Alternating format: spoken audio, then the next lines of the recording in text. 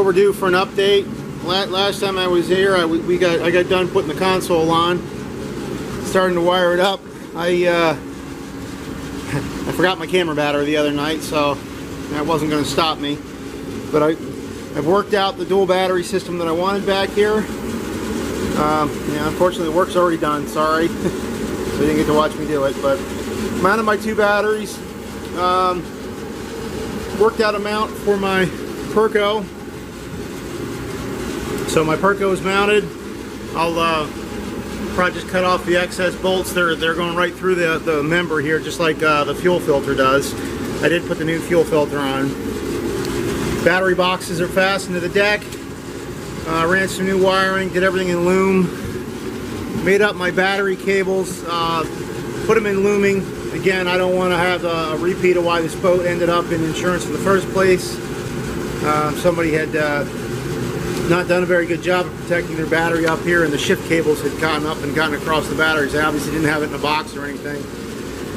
So the batteries are in a box, looming on the cables, Perco switches mounted. I did mount my solar controller. There will be a solar panel on the back of this boat. I like keeping my batteries charged.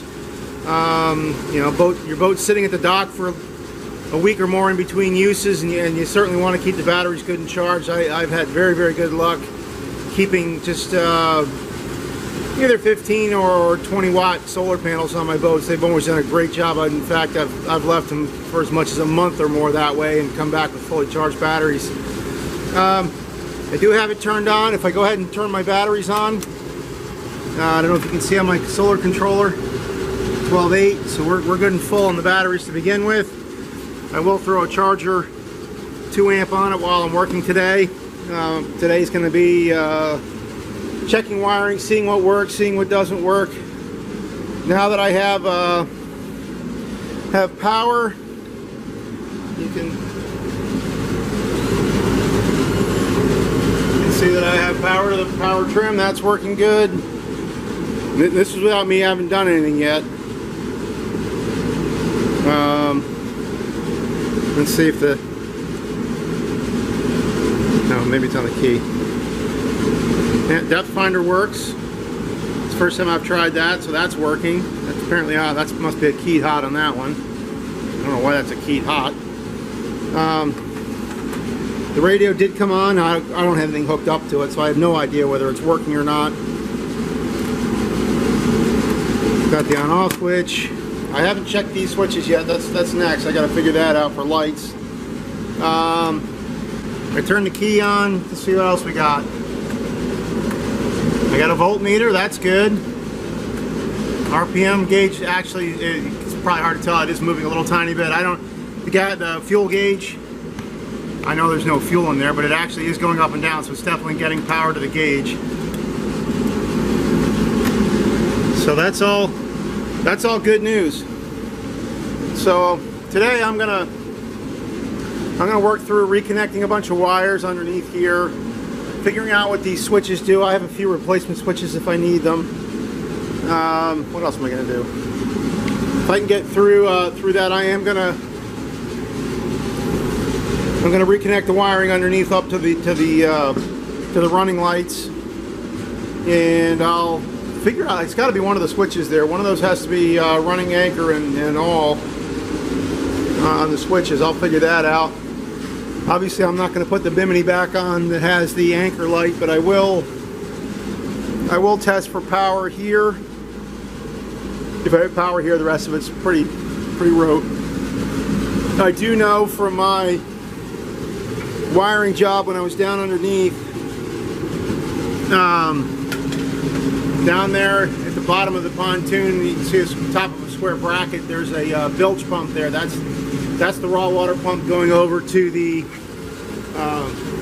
live well, which I haven't put back in yet. I did notice some wiring hanging down, and I realized the wires are sheared off right at the top of that pump. So that pump's shot. I'll have to replace it.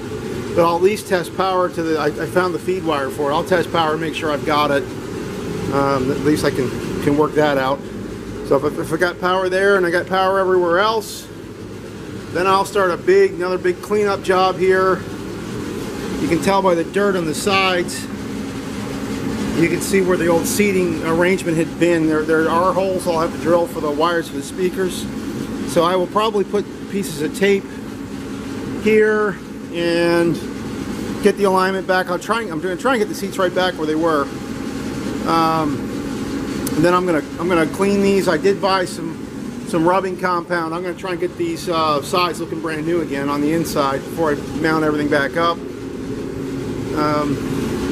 I just kind of like to mark it where the seats were before I clean everything. So we'll get that put in. Another big cleaning job, and then boy, we're getting there. We're getting back to having a boat again. That'll be great. Another project in the planning. I am going to build a cover for this spot here. I'll probably put a piano hinge on it, and I'll mount my solar panel on it, which I'll put this here so I can lift it up and down. So, all right, I'm going to hook up the battery charger, keep a 2-inch trickle on this thing, and then get to it. All right, been busy wiring and connecting things back together, and after a little confusion on my part underneath here, trying to figure out what I thought was a ground problem, I studied my switches a little bit more to find out that they just weren't plugged in. So I've gone ahead and reconnected everything, and yes, I do have running lights now. And if you remember in a prior video, I did rebuild this light. You know, most people probably would have thrown things away, but I actually disassembled that light and just found it just needed to be cleaned and needed the spring resoldered. Once I did that, it was fine. I have checked my voltage at the pigtail here for the running light, which is actually connected up through the framing for the bimini back there. I think I need to do something to that light anyway as a light fixture, but at least to here anyway, I have power the way it's supposed to. I have power here for running light and for just anchor light. So I've tested the switch in both positions, been fine. What else? So this boat had very big, bright Super Sport running lights. I think they're automotive up front. I was thinking of replacing the newer LED ones. I think before I do that, I'll go ahead and test these. I'll do that next. I'm gonna just stick them directly on a battery and see if the lights even work. If they work, maybe I'll just reuse them. Get that wired up. I do know the switch for them. It could be this one or this one. I think I want to use this switch for the live well. This is the horn. It's a momentary. This is a broken switch. So I'm going to replace that switch. This is my running light anchor. Let's turn them off. That's my running light anchor light, and this broken switch is probably for that. I can use for that Super Sport. I did learn a little bit while I was in here fooling around with the battery charger. I did take my case off here. I didn't like the way this was really charging back through the solar controller. Because I have to leave all batteries on in order for it to charge the whole bank, and I didn't really like that. I mean, obviously I want to keep the big main disconnect, but I think I'm going to put a different switch. You know, in order for that to charge both banks, I really need to leave the switch in the all batteries position, but I don't like the fact that I'm leaving the batteries hot all the way to the console. The hot in here definitely is hot with the key off.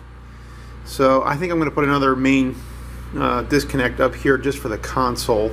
I don't care if it stays hot to the motor. That part doesn't matter because it's, you know, that's really controlled through the key as a disconnect anyway. That way I can make sure there's nothing that's going to pirate. I just don't want anything to pirate the batteries, leaving it in the all position. It didn't seem like the battery charger was going through that solar controller very well. Maybe just because the batteries were pretty much fully charged and it wasn't letting it go through there, but just the fact that this thing definitely pirates. No question that this console pirates power when that's left on, and I don't like that, especially if this has to sit for any length of time. So I'm going to put I'm going to put another disconnect in here for the regular hot, and be able to shut this console down, leave the battery switch on so it'll charge with the solar. Okay, so Super Sport night lights are up next. I'm going to direct wire them, stick them on that battery back there, see if they even work.